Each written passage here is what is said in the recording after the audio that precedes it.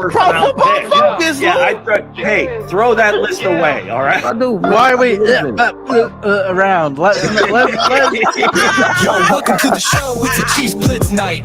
Breaking down the plays, keeping everything tight. From Mahomes to the defense, we give you the scoop. Real talk, real stats, we the ultimate troop. This ain't no game, it's our passion on display. The baby himself. Chiefs Blitz podcast, real fans unite. Every touchdown scored, reignite the night. From tailgate chatter to post-game debate, we love our Chiefs, yes, never too late. I would even bring MVS back in the middle of the season. Are you ready for the best Kansas City Chiefs insight? Welcome to the Four Guys in a Bar, sponsored by ChiefsBlitz.com, presented by UnderdogFantasy.com. Here's your Chiefs Blitz host, Nick Athan, with Lou Montagna, Andre Tillman, and Hense Todd. Welcome back to the next edition of Four Guys in a Bar, presented by ChiefsBlitz.com, your top source for Chiefs news and analysis. I am your host, Nick Athan, alongside Mr. Hense Todd, Mr. Lou Montagna, and Coach Andre Tillman. What is up, gents? What's going on? Hey. Oh, wait, folks. Shout out Ruben. Shout out everybody that continue to comment. Kenny and Ruben and Broncos Tube. We appreciate you guys. Great deal for jumping on. Before we get started, it's always good to start the thread there. And again, you can certainly just subscribe to the Chiefs Four Guys in a Bar podcast. Just hit the little button there on the right-hand side of the viewing screen and subscribe and tell all your friends. So, hey, before we get started, let's talk about our sponsor, Underdog Fantasy. Baseball is back. That's right. Baseball is back on Underdog Fantasy. Make sure you cash in today. You can play the pick'em game. It's very similar to what you did with the NFL. We're doing the Chiefs stuff. Now it's all about baseball, and especially the Royals. You can go higher or lower. It's really simple to use. Their app is amazing.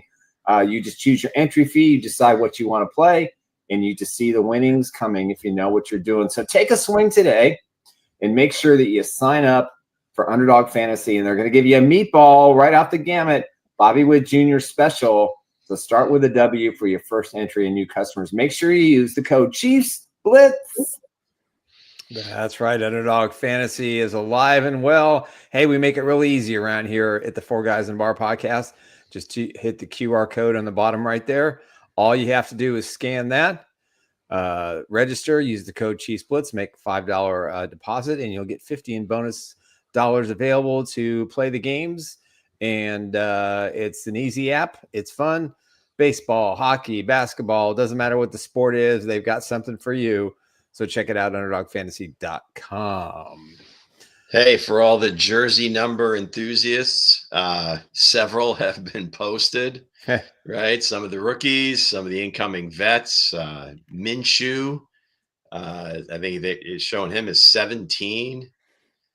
That's a weird number for a quarterback. Christian Fulton taking number 8.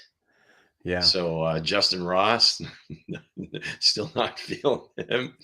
The rookies, of course, I think Royals and Parking Lot, they got their numbers. Gelati, Yep. They all came out out in various times today. The rookies are in Kansas City this weekend. So go ahead, Hense.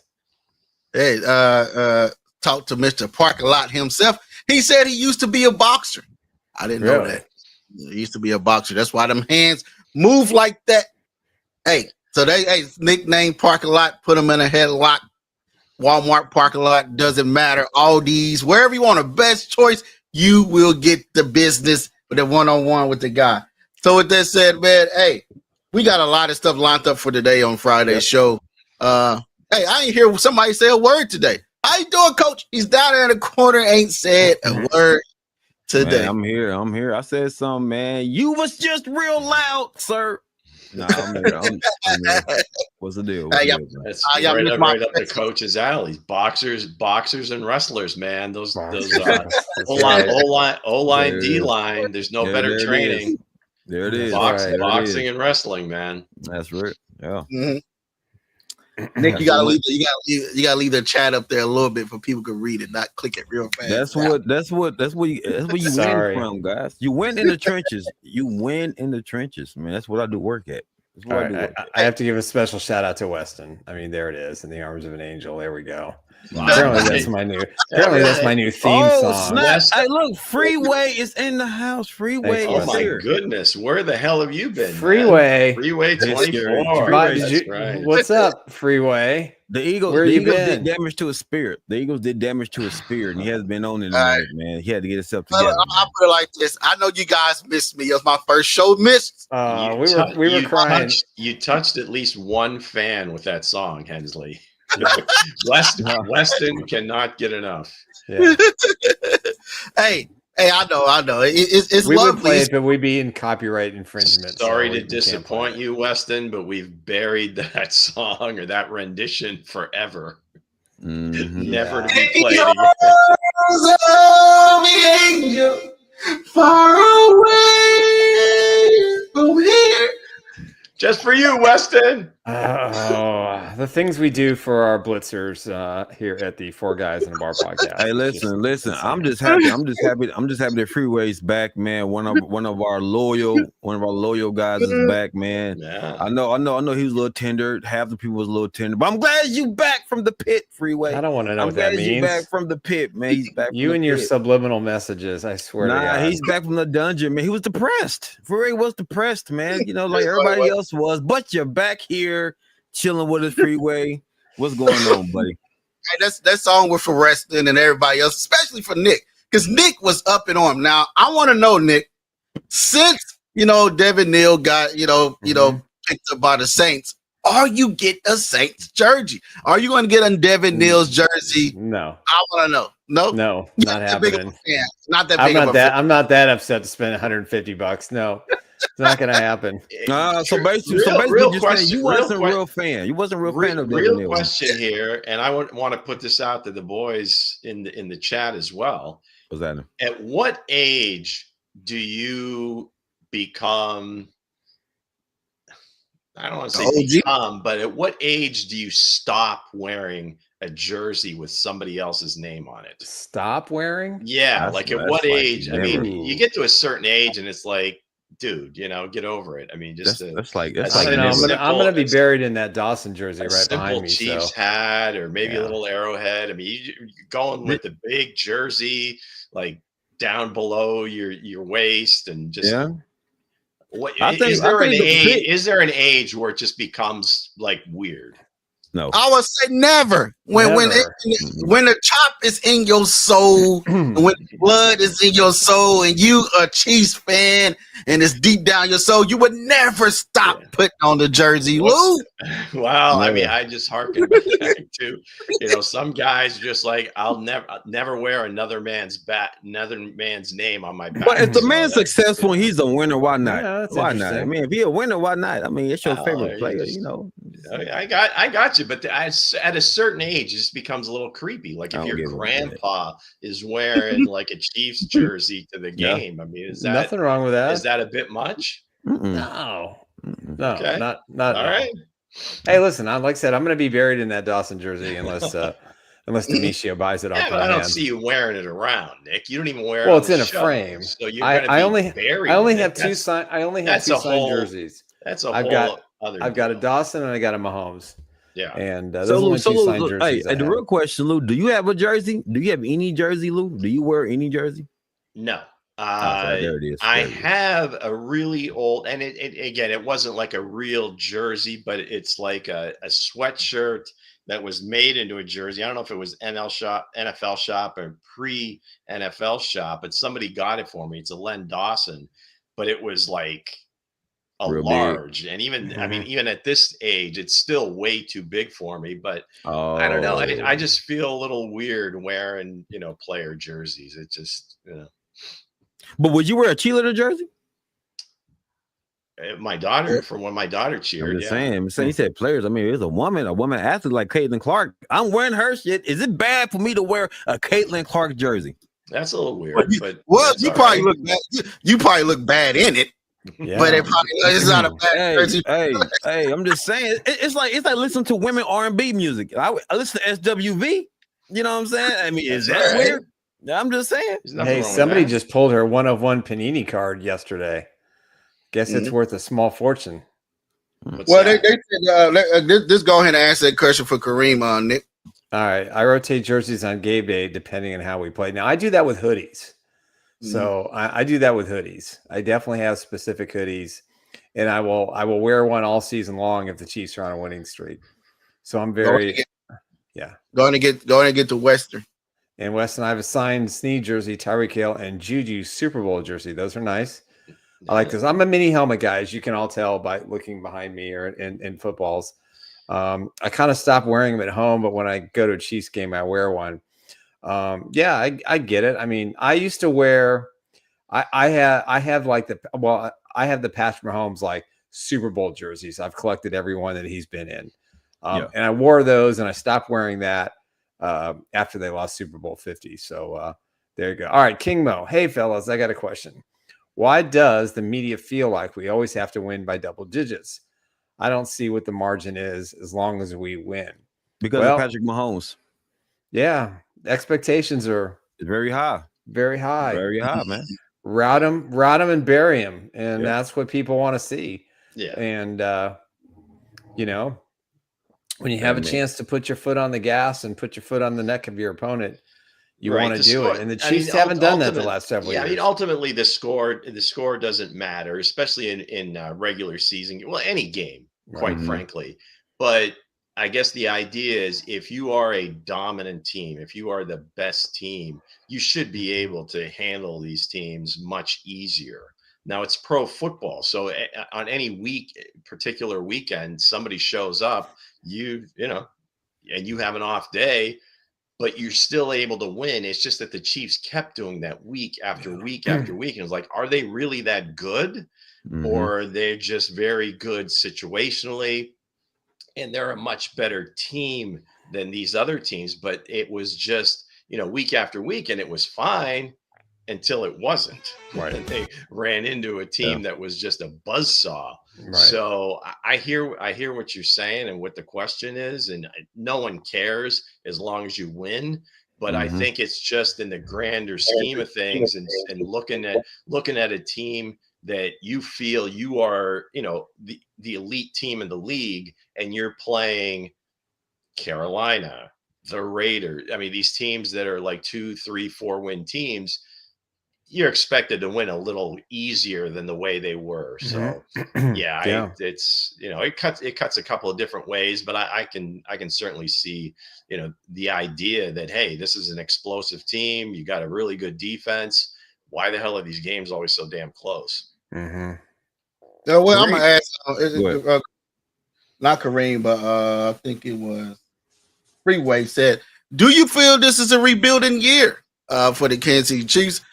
I would say partially for the Kansas City Chiefs. The offensive line, you're getting that a little bit better. You know what I mean? You're rebuilding the D line and everything else like that. So I can say partially, but I won't say it's a full go rebuild, because a lot of people rebuild when they got to start off with the quarterback, coach, and everything else. And the Chiefs already have all that in place. So I would say a partially rebuild, just like a remodel home, right? It's not brand new, built up from the ground up. And it was built in the 1980s, 1960s or something, but it's been rehabbed. I would say that's what I say with the Kansas City Chiefs. Now, I'm going to say, hell, it's a rebuilding year, man. You get that damn offensive line, defensive line together. It is a rebuilding year. It depends on how you qualify rebuild. I mean, if you're looking at teams that are constantly in rebuild mode, I don't know if it's rebuild. It's just a constant build Browns for the Chiefs, Raiders, because they've got most of the important positions kind of set. It's always like a retool, or like Hense was saying, a rehab or a remodel, if you would. I like rehab. I do. As long as Patrick Mahomes is in place, you've got, the studs, if you would, like the soul of the team is there. You just have to kind of swap out some parts. Like they said when you go buy a home, they say old home, they say the bones are good, right? The bones are good. Absolutely, yes. The structure is sound. The foundation's good. You may just have to replace the shutters. The foundation's good. The foundation's good. Shit, the foundation ain't good. That foundation is not good. Yeah, I don't think you rebuild with Patrick Mahomes under center. I just think you retool it. What You that get said, your fence together. Hey, Get your fence, hey, man. Get your Pay fence. no attention to the man behind the screen, right? I mean, it's you should be ultimately aware of this, coach. The Cardinals have been in rebuild mode for most of your I know. adult life. Hey, They've I been in know rebuild exactly mode what most that of my feel like. life. Hey, I know So, exactly what that if feels anybody, like, man. if anybody knows a rebuild, but then again, when you But- say rebuild, Hey, the assumption is that at some point it was built. oh, hold on, Lou. but it was patchwork, Lou. The Chiefs been patchworking that line for years, man. It's time to go all out. I'm gonna give everybody an example of a rebuild.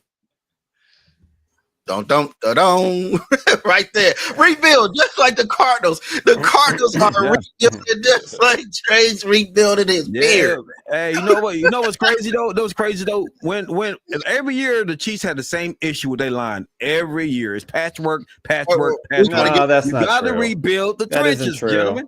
I'm just saying. That isn't true every year. Well, ask about Mahomes' ankle. When Fisher and Schwartz were there, their offensive line was really solid. I don't want to hear it.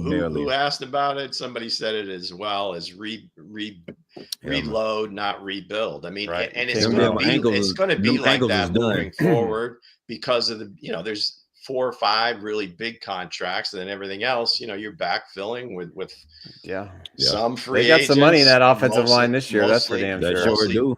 Mostly draft choices and so forth. So we'll see. So let's get right into what you have for us today with Fact or Cap. That's right. It is Fact or Cap. This one is really going to have a specific theme where the draft is over, right? You've got rookie minicamp starting this weekend, next weekend, the fall, whatever, the next few weeks. So it's never too early to start talking about the offensive rookie of the year. So for the purposes of this exercise, we're going to forget that there is a Travis Hunter, an Ashton Genty, Omarion Hampton. So it'll be more so like, is this guy going to be in the conversation?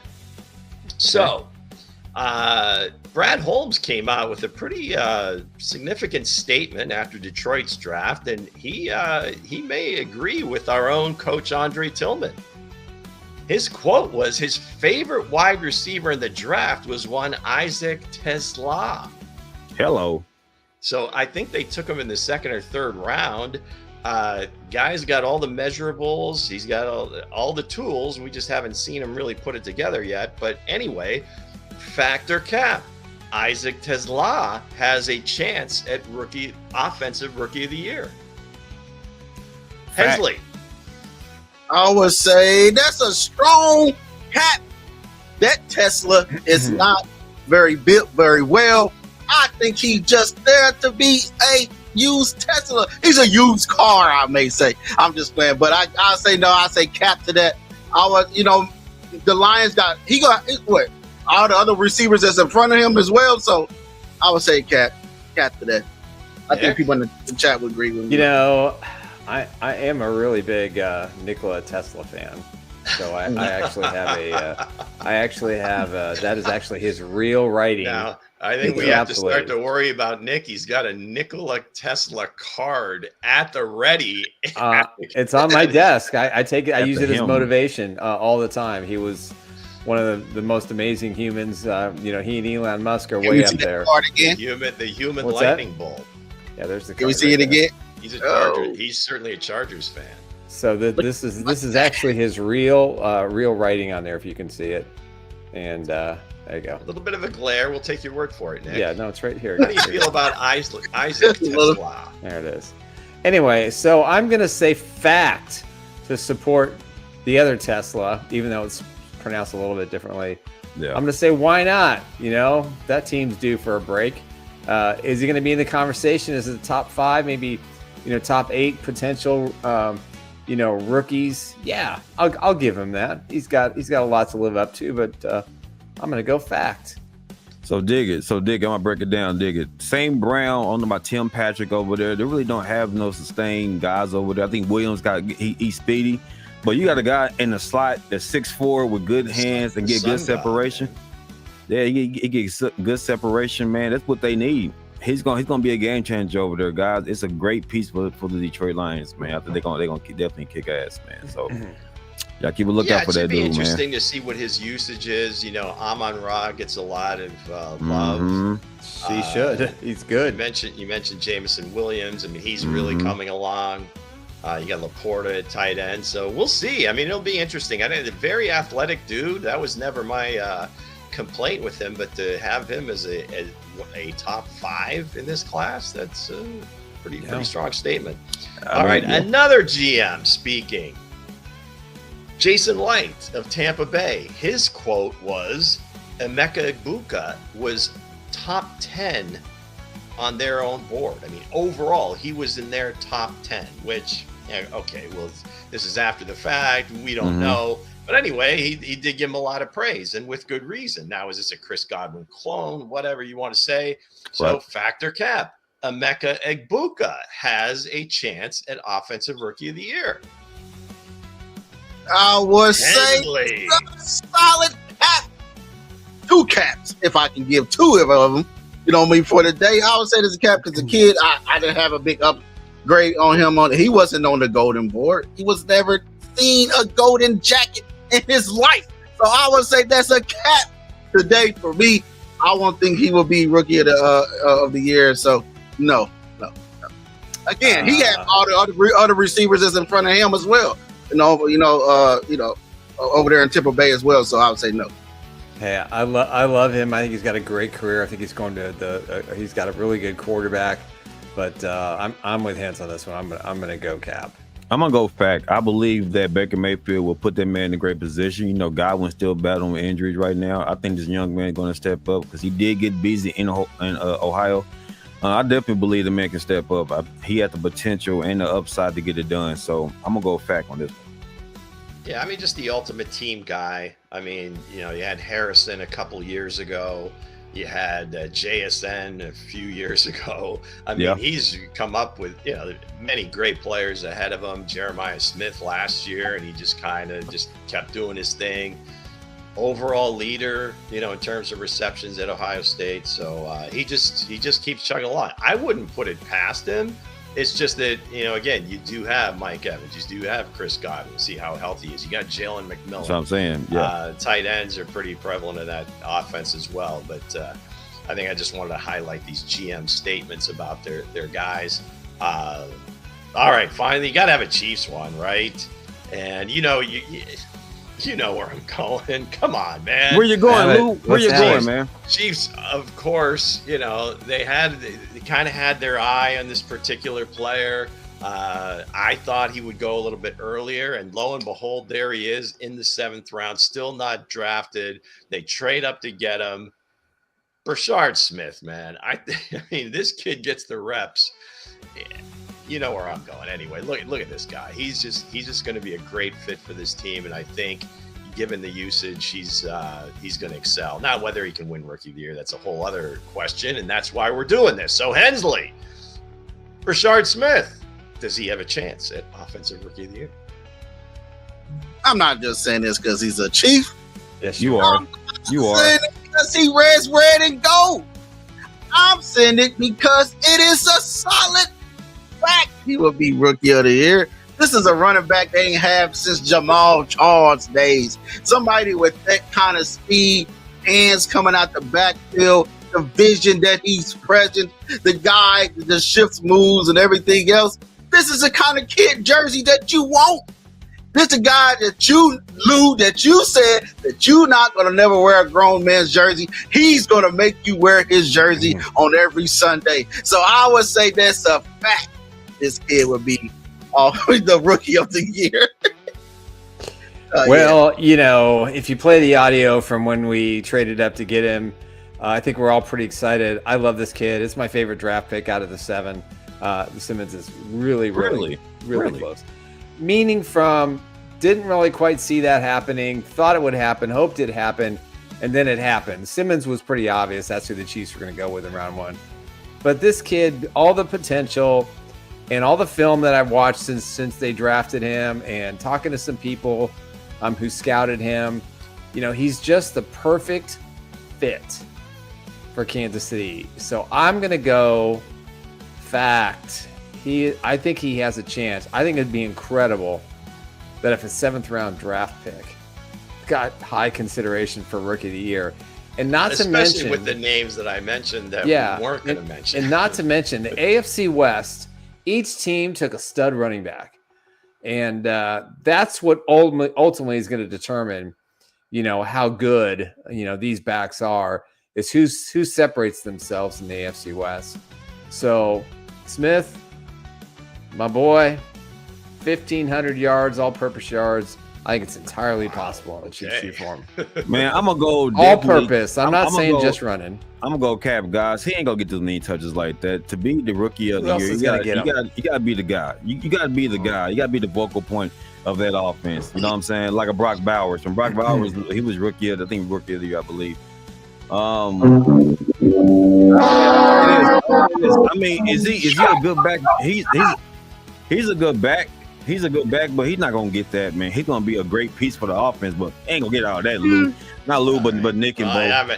Well, you know where my heart is. That's where I'm putting my money on that kid all the way around. I don't know that he wins Rookie of the Year. I mean, like I said, the guys that are going to be, like the focal, like the coach said, focal points of their respective offenses, especially Genty, Marion Hampton, and excuse you, Bronco Tube, with the burp. But yeah, Harvey there, I'm sure if he gets the lion's share of the carries, he's got an opportunity to win it as well. So yeah, of course I put him in there just because that's my guy. So yeah, hello, I'm with you. All right, gang, that is going to do it for this week's Factor Cap and the never too early opportunity to talk about Offensive Rookie of the Year. No, as always, we talked about it this time last year with Worthy. Your friends at Underdog Sports. Yep. Play responsibly, gang. Yes, play responsibly. All right, thanks, Lou. Again, you're listening to the 4 Guys in a Bar podcast presented by ChiefsBlitz.com. I'm your host, Nick Athan, with Mr. Hense Todd, Lou Montagna, and Andre Tillman. We are here 3 days a week, Monday, Wednesday, Friday, 1:30 Central Time. Plus, as a bonus, we will have a live schedule release show. What is that? 2 weeks from a week from Wednesday. So about 13, 12 days from now. Yes. And definitely. So there you go, Bronco, too. We appreciate you subscribing very much. That's my guy, Bronco, too. That's my guy. And also, Travis, appreciate your comments as well. Absolutely. And Kareem, always bringing something. And we appreciate it. King Mo, Kenny's in the house, too. And I think Kenny said something. Freeway's in the house.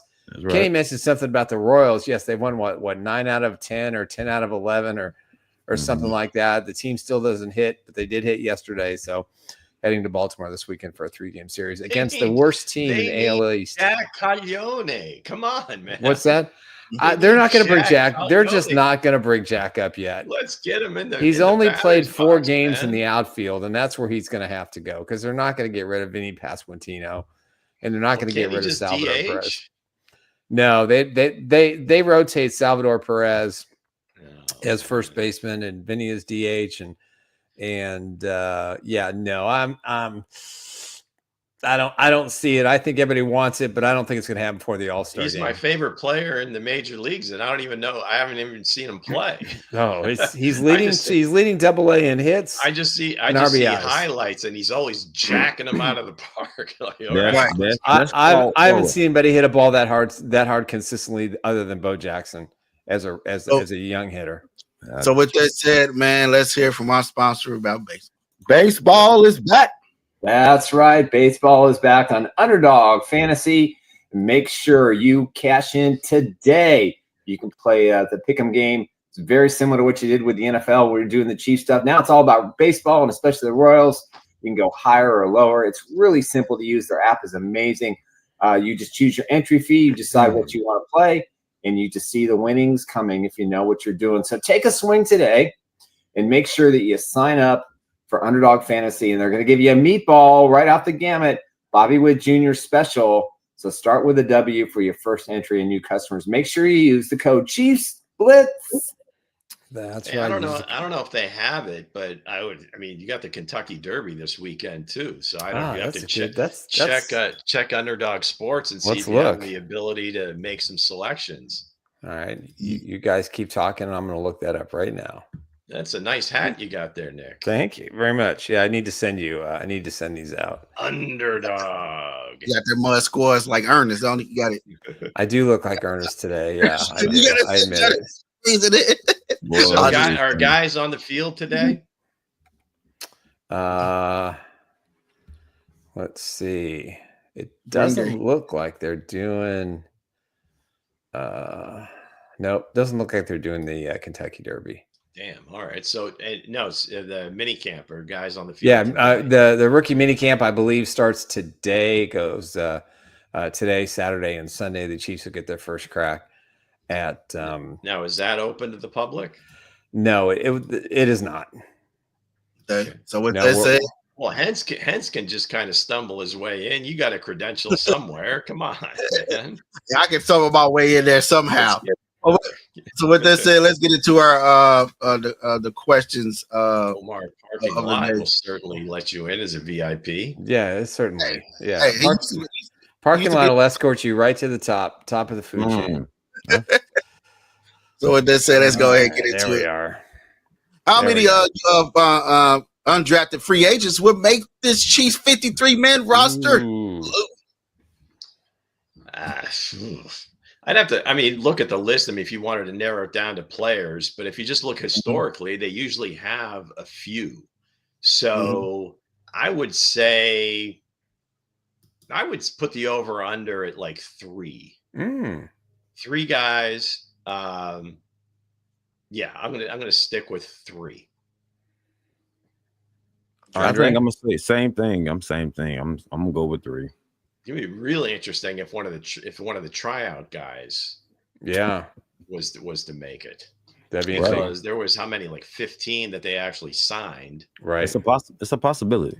Yep. Hence, do we have an official list of the UDFAs?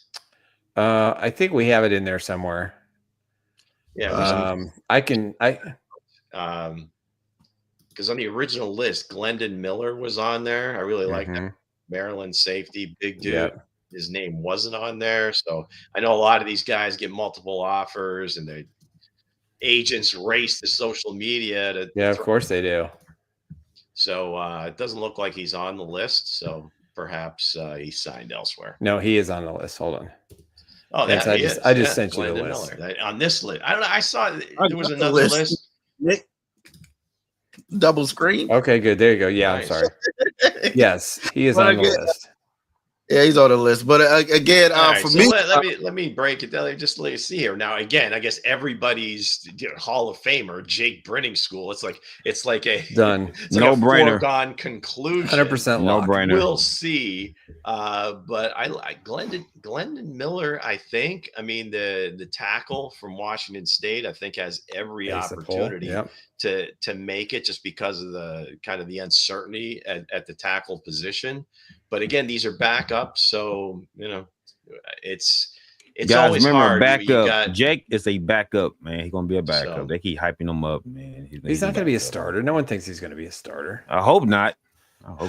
And don't sleep on. I said it last time. Don't sleep on Chiplicki beating the punt god. Yeah. That is gonna be. I didn't want to say nothing. I didn't want to say nothing, but that's gonna be the battle right there. That is gonna be a battle because man. For last year they brought that kid in. Man. They cut him, and he was immediately signed by the Bengals. Right.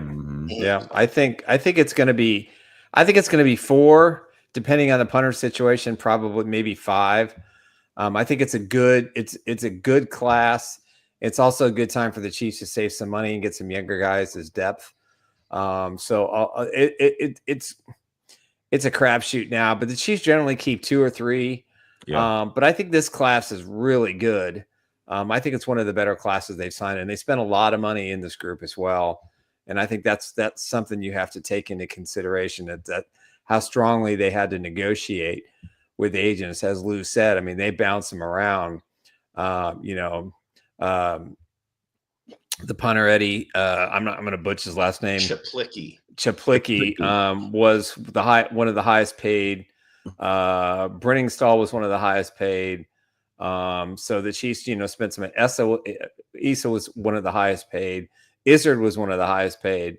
So I think when you look at what the Chiefs have forked out in this level of free agency with the undrafted guys, they got some serious talent there. And, this roster is got a little bit of fat in some places where the Chiefs can skinny it up a little bit and save some cap room. And I think they can have some really quality depth. But unfortunately, the positions that we're looking at, the Chiefs do a really good job of coaching these guys up and getting them ready. So again, a lot of them come from great programs. They had running a similar offense to some degree. And Kansas City has always done a really good job in undrafted free agents. You look at Duron Cherry, Dan Saleamua, probably two of the best. And I like this group a lot. Yeah, I'll say if I'm looking at the list, seeing some guys on here, I would say you probably get probably one or two is going to make it. Oh, please! All right, that's a smokehouse bet right now. I'm in. Are you I'm just saying, it's going to be more than two. I'm just saying, looking at the list, the D-line group is for the D tackles. You probably get the guy from Penn State to probably make it, but probably the tight end and everybody else. I think the punt god is one of the greatest punters that's in the league right now. I think that's his job, and he ain't losing that job. You guys always tell me go look at some highlights, tape, whatever you want to call it, of Chaplicki for the USC. The dude's a killer. I mean, he really is. No, he can do it all. He can cough in corner. He can do everything. Well, if he can do it all, then why did he didn't get drafted? But again, they don't make punters in the National Football League in the draft. I'll just sit there. Your boy coach led the special teams, man. I'm all for it, man. But it's all said and done. I'm just saying, I'm not sleep on none of them. You know what I mean? I just think the Chiefs are, they got too much depth and on every key position right now. You got to get the zoom working on your camera for when those guys kick. It's the money. Because that ball is going to look like it has helium in it, to quote Hank Strand. The ball's going to be like 4.5, 5 second hang time. Yeah, that's what he accused the Raiders of with their punters. Yeah.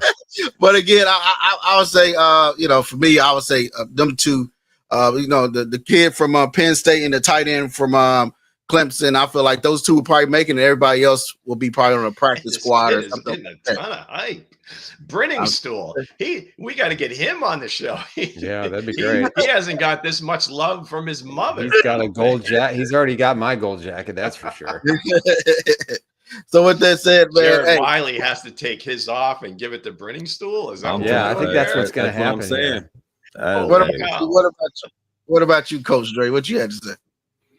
Besides Brenningstall, I'm all for the punter, man. I'm all for the punter. I love that battle, man. But like looking at it right now, the Chiefs, like I'm looking at it from a position up the running backs, right? From that position, because it's a toss up, man. You know what I'm saying? All these guys are very serviceable guys. Pac is not the elite running back, but he's good. Kareem Hunt's getting old. Elijah Mitchell, we really don't know who he is. You bring in Smith, he's a good guy that can catch out the backfield. I'm looking at what guys are going to step or who's going to be the guy. And again, Elijah Young might be a guy that can come in and get it done right away. You know what I'm saying? Jones could be another running back. So I'm looking at position that they really do need, like a go-to guy. So that position right there for me is the battle I'm looking forward to. It's in the backfield, man. So yeah, like I said, and none of these guys, none of these running backs set in stone. None of these backs set in stone, man. So with that said, the different positions. I mean, safety seems to be wide open. This was a guy that I really liked, and Glendon Miller, and he's got every chance. I mean, you talk about Eamon Worry with the size, speed combination. He can cover, special teams ace. I mean, that kid, watch out. I mean, if he comes in right health-wise, there's a real good chance he makes the team. Yeah, man. So with that said, who had the longest shot to make the Chiefs team this year? Meaning all players, not just UDFAs. Who else can make this team? Nick. I'm gonna go to the guy on the other side. There you go. That's a really good question. Since I put the question out there, I probably should have had an answer. Go opposite. That's hard to do. I think Take your time, Nick. Get it out already. It's gonna be Coach Dre's favorite wide receiver for the Kansas City Chiefs.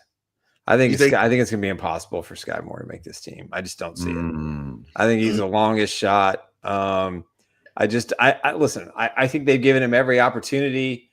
I think that the talent that they have at the wide receiver position now, you got multiple picks now, guys that are going to make the team, guys that fit the system better. I like the undrafted free agent Badger a whole lot. I think he's going to be really, really good. I think he's got a good chance to make this roster. So I think Sky Moore is going to be is the longest of shots. For me, I would have to say it's gonna be a cut. It's gonna be Kareem Hunt and Juju for me. It's gonna be two guys. I don't think Juju and I don't think Kareem is gonna make the team. Who has the longest shot? That's not plural. The longest shot is gonna be Kareem because of his age. You got these young guys coming in. You know what I mean? And probably be, and also Juju too, man. So that's my, other guy I probably throw up under there that, have the longest shot because you got, Royals coming in, you got Hollywood Brown, and then you got the kid that's on the free agent list from Florida. He's coming in, he's pretty good as well. So it's gonna be a long shot for those two guys. There's ones that's been around the league for a long time. I'm gonna go Joshua Williams, man. I think Williams. I think his time is up. I have faith in him. That's Lou's guy. I have faith in him, man. I've been watching him, man. He just never got it right. So I believe in my eyes it's gonna be Joshua Williams, man. I mean, no shots. You haven't really been productive, man. Yeah. So it's what it is. I gotta go with Joshua. Yeah. I guess it makes it more interesting if we say which of the veterans has the longest shot to make the team, because I'm sure there's one of those guys on the UDFA list is going to have a really hard time making the team, depending on position. Like the wide receiver, Elijah Badger might be a great player, whatever, but you're looking at maybe 5 wide receivers, 4 or 5 wide receiver spots are locked up. Right. That's going to be difficult for him to do that. And for that reason alone, I think Sky Moore is going to have a really difficult time making this team unless he has an incredible camp. And on defense, I would agree with Coach. I said Joshua really has to show that he belongs on this team. They drafted a corner in the 3rd round. That kid's going to make the team. They signed Christian Fulton. They didn't sign him to cut him. Yeah, no, they got him as a starter. Sure he's going to play. Watts Island, I'm pretty sure is I don't want to say locked, but it's pretty damn close. I mean, the keys almost clicked over, right? So, so yeah, I think I would say those two guys. If you go offense, defense, I would say Sky on offense, Joshua on defense. Right. Yeah. Kareem says Cochran's gone. Hello, Mr. Bossa. Yeah, I agree. Go ahead, Andre. Were you gonna say something? No, he already said it. No, I already said it. You good. Go ahead. All right, fair enough. So I'm going to also ask, will the Chiefs have a new starter punter this year? That's what some of y'all already probably answered the free agents. Yeah, we kind of answered that. Yeah. It's going to be a battle. I don't know. I mean, obviously, Matt Ariza is an incredible punter, right? Yeah. Now, I would imagine, there's going to be a lot of analytics they'll look at, in terms of hang time and return yardage and all these different things. But in terms of just the ability to kick the ball with that like uber hang time, both those guys I think are in the same class. So it's gonna be a tough one. I'll go with the veteran just because he's been here. And I think he knows, what's up. They wouldn't have brought that kid in if they were just going to hand him the job. So he just got to compete and win the job all over again. So yeah, we'll go with Ariza. I'm going to go with a rookie. I got a feeling that we're going to see a return to the coffin corner. I think the last punter to do it was Dustin Colquitt. I think Ariza, according to Kenny Sinclair, I kind of agree, kind of struggled with pinning them deep. Kicked a lot of balls in the end zone. Listen, I think he's a super athlete. I mean, he punted the crap out of the ball, but I don't think the Chiefs signed this particular punter without assurances that he's got a legitimate job or legitimate chance to win the starting punting job. That's kind of what happened with Tommy Townsend. He wouldn't sign with the Chiefs unless he knew Dustin Colquitt was not going to be back, and that was the case. So for me, I'm with Lou on this one. This kid is really special. He's really good. He could be the next true Ray guy that we've seen kicking NFL punts, and he's very athletic as well. I wanted to see Matt throw a pass last year. That didn't happen, so I'm not sure this kid can do it or not. But I'm going to go with a rookie. Mm-hmm. Well, Lou went with the veteran, so that's okay. No, I'm just saying how good he is. I'm not saying that he picked him, but yeah. Not going to be easy, but I think he squeaks it out. You don't want it easy, though. Yeah, if I had to say anybody, I'm going Horizon, man. Matt, man. Hey, I ain't seen nobody a punter tackle like him since Pat McAfee. This is true. Right? Pat McAfee was the guy that was going out there laying hits on people, doing an arm walk, and and Matt has that in him. He's that type linebacker. He's a linebacker mentality. Yeah, so I want that on the team. I want that guy on my team. So I have to choose him if when it's all said and done. I know the rookie coming in. It's a new shiny toy. Everybody want to play with it. Everybody want to see what it can do. But hey, the guy has been here already. He fought through all the stuff he been through. So I would have to stick with the kid that I seen him lay out some people on special teams. I said, that was the punter coming in and tackling somebody like that. Heck yeah, you stick around if you ain't scared to tackle, if you a kicker or a punter, if you go down there and putting it all on the line like the other guys on the team as well too. So that's why. So my take on that, I dig that the tackling situation, but we're not here to make tackles, sir. We're here to put the defense in a great position to execute. Mm-hmm. So the man, if he can punt that ball deep into the side pocket, man, and create a momentum for the defense, that's what you want. You know what I'm saying? Like, that's what you want. You want a guy that can pin them guys back.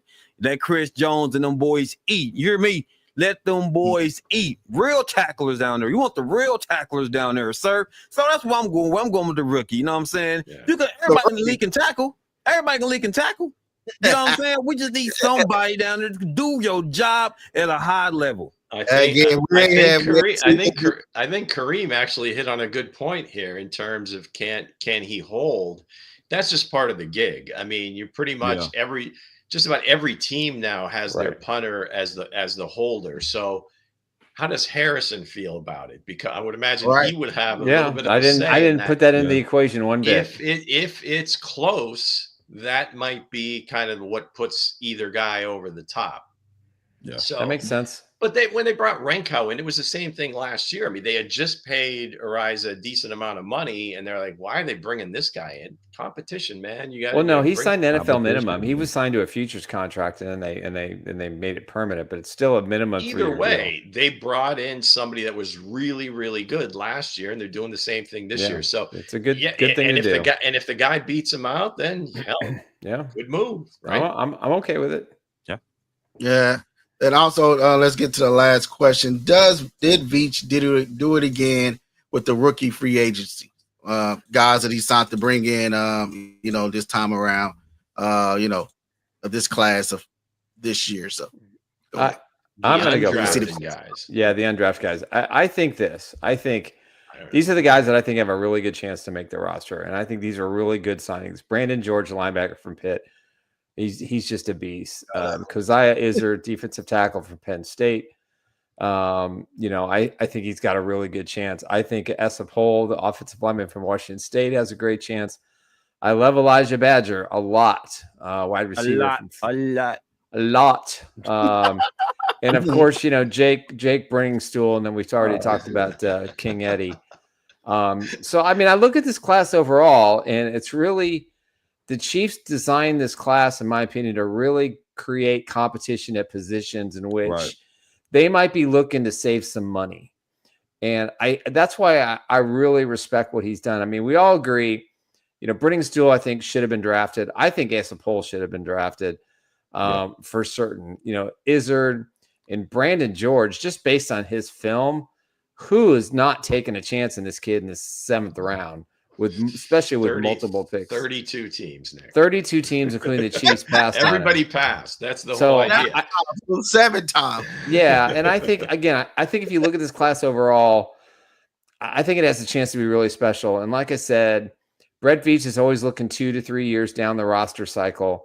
And here are some potential undrafted free agents that, again, save money and can contribute. They're probably all good, decent special teams guys, but there's some talent here. There's some guys here who are going to be playing on Sundays, whether that's in Kansas City or somewhere else. You probably got 4 or 5 of this list that's going to be in the show this year and next year. And I love this class. I mean, I think it's just absolutely great. And again, I wouldn't be shocked if four guys made the 53-man roster. And you got to remember too, when the NFL expands to 18 games, the 53-man roster is probably going to expand too. So it never hurts to have enough depth. Yeah, I mean that's a whole NFLPA issue and so forth. Yeah, in terms of this class, it's really hard. The thing that I would lean on is that I'm sure these guys were either on their board of 200 and how many players. Oh, sure, they they were, or they were very close. And I'm not saying all. I'm sure a good portion of them were in their top 200 or however Brett said that they had on their board for this year. Yeah. And then this is kind of like the scouts special, like the area scout special, where maybe they're like pounding the table. You got to bring this guy in, got to bring this guy in, because they've been with them for the last 4 years or maybe longer in some cases with some of these guys. So yeah, it's hard to say this is the best or whatever. There are certainly guys there that could have been drafted if they would have had all 3 of their 7th round picks. I'm sure 2 of these guys would have been picked, right? Yeah, they would have been drafted. So yeah, I would imagine there's certainly shots for those guys. I kid you guys because everybody's just head over heels over Jake Brittingstool. Okay, I mean, I'm not saying he's a bad player or anything, but again, we're putting the jacket on him before he even hits the field. So I would just maybe pump the brakes a little bit. They do have some good tight ends on the squad, so yeah. And you got to look at the practice squad as well, because a lot of these guys may just be backfill, the bottom of the roster, and like Nick said, maybe some guys that have been here for a while, been in the program for a while, but haven't yet like hit the field on a consistent basis. Right. And I just use this guy. I'm not saying this guy's going to get cut, but just as an example, Malik Herring has been in the program for how many years? 3 years now. Justin Ross has been in the program 3 years. How many years? So again, it's not costing you a ton to keep them around, but you also have to start thinking, well, if it hasn't clicked yet, do we keep bringing them back? And both of those guys were highly decorated college players. But for the injury to Ross, he was one of the top receivers in that class. Exactly. Would have been a first round pick. Was a more than a rotational defensive end at Georgia and was a really good player and went undrafted. So, and that was character, injury, whatever you want to say. But it's hard to say this is the best class until we get a little further. Until see, my thing is to say that, man, we got to see the production on the field when it come down to it in summer games, man. Because remember, everybody's going to compete. Everybody got to compete. So right now, I don't know. When it comes to this question, I don't know because I haven't really seen these guys compete yet. So I really don't know. You know what I'm saying? So after that, then I can definitely answer that question. You know what I'm saying? But right now, I mean, the hype is real for the tight end. But Barstool, what's his name? Barstool. Like the hype is real for him, though. I just want to see these men. And I have to say, this show isn't the only one hyping him up. I mean, there was other shows hyping him up before the draft. Got you. And they really, really liked him. And there was always like kind of undertones, even during the course of the season. But it wasn't like you saw a bunch of reps for him. It wasn't like a tight end heavy offense. Yep. No, it wasn't. Kate Klubnik, who is being for the 2026 mock drafts, they already have him like in the first round. I don't know about that, but it's not like he was dominating the ACC. Now you do see when he does get the ball in his hands, it can be special, but there's a lot of guys like that in college. So we'll see. Hopefully. What do you think? What do you think, Hense? Hopefully he plays really well and has a chance to make the team. Yeah. I would say, could it be his best class? It is unknown at this point. Just like Coach Tree said, until we see these guys up there in training camp, getting the one-on-one battles with the veterans, and then, seeing the other guys out there, and, and the tight end for Clemson, he is everybody. It's something about the Clemson, people, man. They come to Kansas City and everybody want to put the golden jacket on them. Justin Ross, the tight end from Clemson as well as Barstool. Everybody said, "Hey, this is the savior." When it's only one savior, and that's Jared Wiley. That when the kid come out here and play and put the golden jacket on, when he gets it all said and done, that's the kid that's can only get fitted. It's like you going to the Dan the Taylor, man, right? You go get fitted. They say, "Oh, we're going to have to stitch you a little more because you can push the plate back. So we got to make the jacket a little bigger for you." And it's only one big jacket, and that is for Jared Wiley. But other than that, I heard Dan the Taylor man had to shut down just so he could focus on all the gold jackets. Yeah, he's busy. I mean, that's $500 a pop. I didn't know you had that kind of money. That's great. No, I'm trying to figure out if this guy's so great. Remember, Hense was calling this man the Universal Soldier. How did the Universal Soldier get hurt? How did the Universal Soldier get hurt, man? Like, it happens. I tell you, this kid is gonna be great, man. I can't wait There's one more. There's one more creme de la creme, top of the crop for me. Right, if he somehow makes the roster, he's not on that list. He was an invite. Mm-hmm. That is Kansas fullback Jared Casey. Yeah, forget it. Jared Casey made the most important. Jayhawk, hold guaranteed. on. There you go. Jared Casey made the most important catch in the Lance Leopold. Oh my God, we think this guy's going to be. We think KU's going to be good again. He caught the overtime pass against Texas when they beat him 3 years ago and put Kansas football back on the map. In overtime, in clutch, had to get 2 to win, and they went for it, and they won. I love Jared Casey. I think he's an underrated pass catcher. He's a great blocker. He has very little chance to make this football team, but I would love it. My heart would be warm. I bet. And the Angels would be singing. And the Angels would be singing if he makes the practice squad. That would be great. Well, you got to have hope somewhere. You got to believe in something, right? Have faith, man. Got to have faith. When your teeth fall out and they say, "Hey, put it up under the pillow. The tooth fairy is going to come and leave you $5." And you wake up in the morning, it's 50 cents. You're like, what can I do with this? I owe $5. Well, hope is everywhere. Well, yeah. Okay, so let me get this straight. So for the last year and a half, all I have heard is gold jacket, gold jacket, gold jacket, gold jacket, gold jacket. And when I sing the praise for a few players, I get the shit thrown at me. Hey, you know what, Nick? You're right. My bad, Nick. You're right. 99% of them call out Rock Chalk Jayhawk. I think they had a really good class this year. It didn't get drafted right, but they did. And next year they're going to have a really good class too. So you will fall into the arms. I love the long shot. I love the great story. Yeah. I love the. It's a tough position for him to break. Nick gave a whole Oxford speech out there. He was at the MVT Awards. He gave a whole speech of this guy coming in.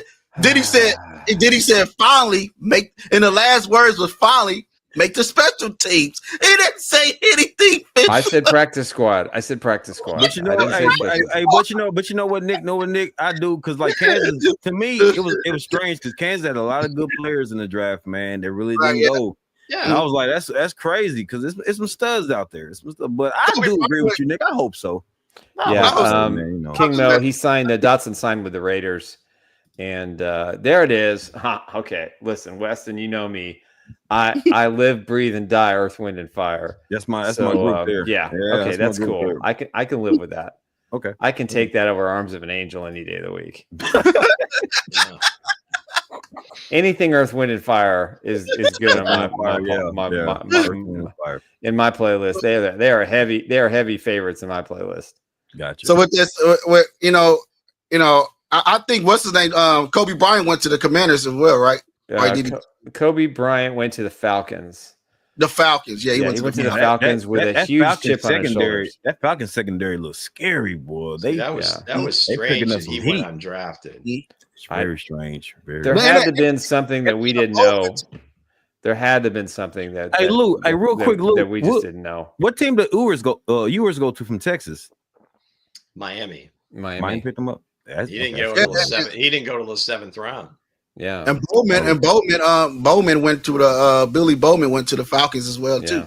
That's your guy there, boy. Bowman. Where'd your Arkansas running back go, Hense? Huh?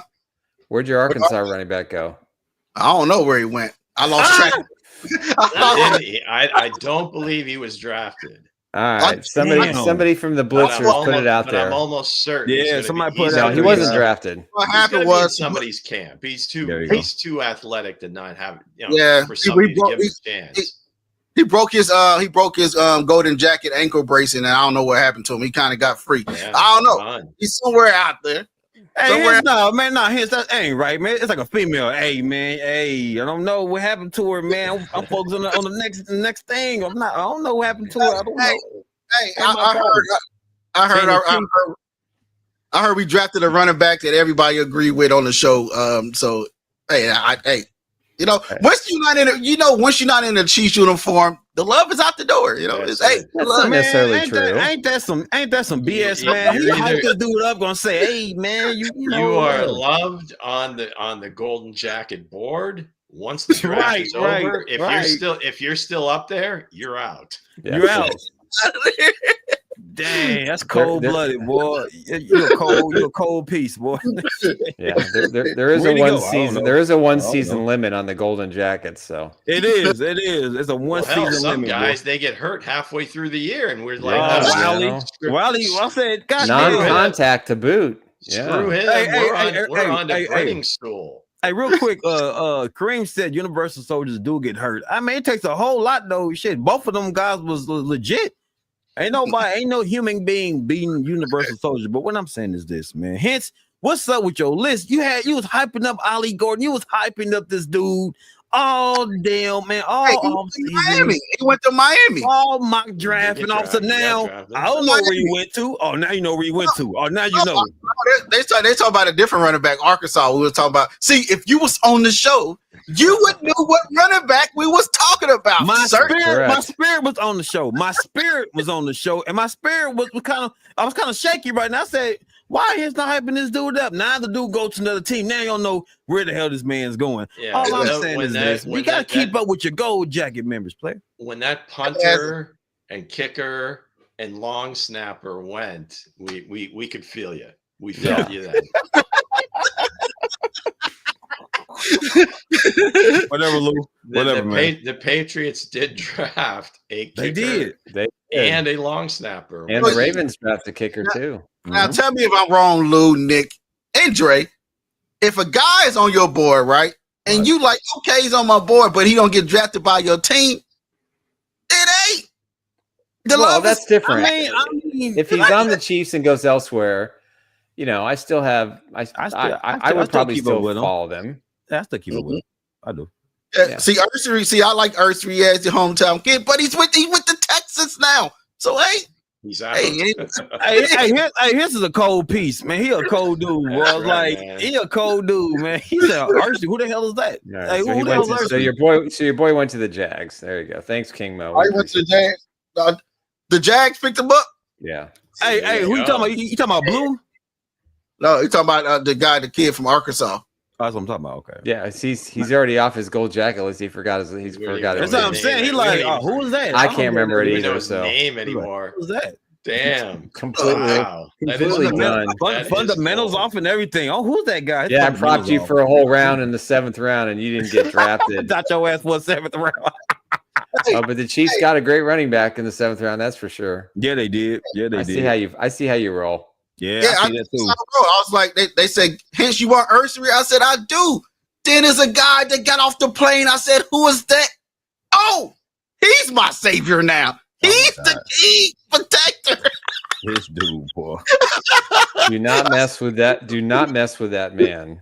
Hey guys, that gold jacket is crazy, bro. He didn't off everybody else, man. He's like, I got a new woman in town. That's a new woman. There So it with is. guys, Goes to Jaquindon Jackson. There. Jaquindon Jackson. There it is. Jackson, yeah. Mickey Look Brockers, at too. pretty kid. It's good. He's got a good chance in Jacksonville. I think it's a good stop. That's a good spot for him. He got a good chance. Yeah, you got Travis Etienne, Tank Bigsby. Yeah, well, they got to have 3 running backs at the NFL on the might be a 53-man rough roster. Yeah. Oh yeah. No, absolutely. Look at what Detroit's done with their running backs. That's what I want to see the Chiefs ultimately do. Hey, as well. Gibbs is different though. Gibbs is different, boy. Speaking of running backs, the AFC West running back class, it's just all rookies. All hype. If all the rookies start, everybody got a rookie future running back. The Chiefs got, I think, 3 of them certainly are going to start. Hampton, Genty, Harvey. Those guys are. Hampton is a stud, boy. Hampton is a stud, boy. I like Hampton. Smith, again, we'll see how the vets handle this, because you got question marks with all of them. Hunt, Potts is an injury. Age, lack of speed, lack of juice. Is Elijah Mitchell back to his old self? Because if he is, that's going to be a tough one to beat. Lou, we'll see what Pops is up to. Lou, you know who favorite running back out of this class? Or what's his name? The who is it? He used to play for the Titans. The running back. He's a really pretty fast. What's his name? Chris Johnson. Chris Johnson.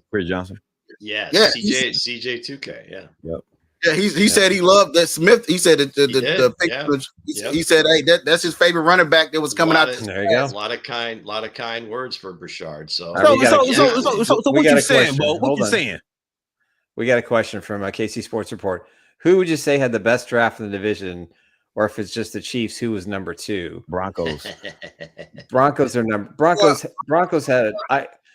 I think the Broncos had a really good first half of the draft. I think the Chargers had an excellent first half, and I thought the Raiders up until round 4.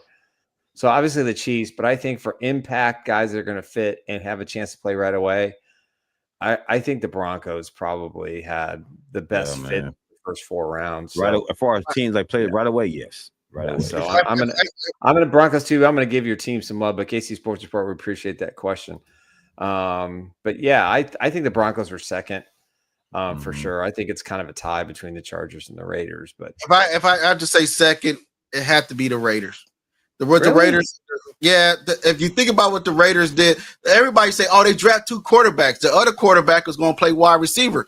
If you look at his highlight tapes, he looked just like that was Tom Brady's pick. Tom Brady came out and said that was his pick. He reminds him of Wes Welker. That's the role they're going to use him in. If you look at the Raiders, what the Raiders did, man, hey, I think they're pretty good. They already got a quarterback. And Jack Betch, man, he's going to come out to be a good starting wide receiver, and he can block it very well. Then Dante Thornton, that is, there's DK Metcalf all over again, and they got a good running back. So I feel like they all can put it together. So I'd say that. No, I think Broncos had the second best draft in the division. No question. No question. Lou? I think I like what the Raiders did. I like what all 3 teams I thought did really well. I mean, it's hard to kind of separate them. Well, what you like, what you don't like. But I thought, each team got players that are going to contribute right away. 100%. Yeah, I mean, that's really all you can ask for. Yeah. And then maybe with the later picks, if they're just make the team and then contribute as the season goes on. But Genty, getting him where they got him, I mean, he's on most or at least the evaluators, the media evaluators had him as like a top 5 player. Right. Now they got him at 6, but still, I mean, he's going to be their bell cow. Right. I mean, they're going to go as he and Bowers go. Yep. That's going to be their whole offense. Man, I tell you what, though, I just realized Pete Carroll and Geno Smith and Pete Carroll, like he knows Pete Carroll's system too. And Pete Carroll loves his running back. So like I like to pick, I like to move with getting Jenny for the Raiders. But if you look at Broncos and the way they got that defense set up, man, it's to me, I love defense, man. That is some scary shit. You're gonna love watching the Broncos this year. Their defense is elite. It's top 3. Top shit. 3. Everybody can watch, write a scary script and a scary movie, a scary play, right? They can put it on paper. It looks scary. No, but gotta be honest. Gotta be honest. Not the Broncos defense like Jordan Peele. Is sick. Not like Jordan Peele. Yeah. If I see Jordan Peele calling the defense, then I'll be like, oh, we got some here. But if it's just, if it's just somebody else to say, hey, Drake say, hey, I wrote this script, read it. I'm like, man, this is some trash. It's talking about all punters and kickers. Yeah, we don't want none of this. Well, we certainly got plenty of time to watch it unfold. This dude funny because remember, it was a mystery. Like I don't know what wind blew in the Broncos game against the Chiefs. I don't know what wind came from the east or the west. Don't know. I don't know, man. That wind's name is Leo Chanel, baby. Yeah. So with that said, guys, we'll see you guys Monday. And also, me and Coach will see you guys Saturday, man. And sit back and enjoy the rest of your weekend. Caitlin Clark plays basketball this weekend. You know it. I know it. Fired up. Man, I'm getting my jersey. And also, JJ McCarthy, man, she plays well. She got drafted by Dallas. Nice. Good for her. Let's go. We'll see y'all guys on Monday. Peace.